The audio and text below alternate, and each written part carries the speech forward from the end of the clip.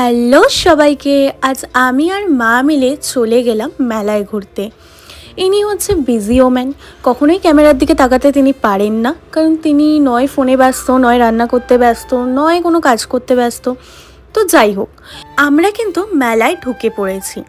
আর মেলায় ঢুকলে কিছু কিনি আর না কিনি, সব কিছু ঘেটে ঘুটে দেখতে কিন্তু খুব ভালো লাগে। তো এখানে চলছিল 15 টাকা সেল, হরেক মাল নাকি 15 টাকা। তো ওখান থেকে আমরা কিছু জিনিস কিনে নিই। তারপরে মা মেলায় যাওয়া মানে বাসন কোসন এইসবই কিনবে।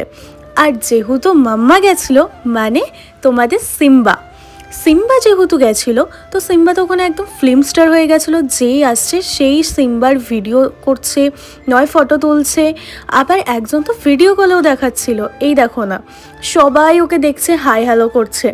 মা আবার চলে এসছে কাপ প্লেট কিনতে। উফ, মেলায় গেলেই কাপ প্লেট, হাতা, খুন্তি এসব ছাড়া যেন মার কিচ্ছু বোঝে না। অনেক কষ্টে বার্গেনিং করতে করতে এই মা টাকা বার করলো। তো এখান থেকে সব জিনিসগুলো নিয়ে নিলাম।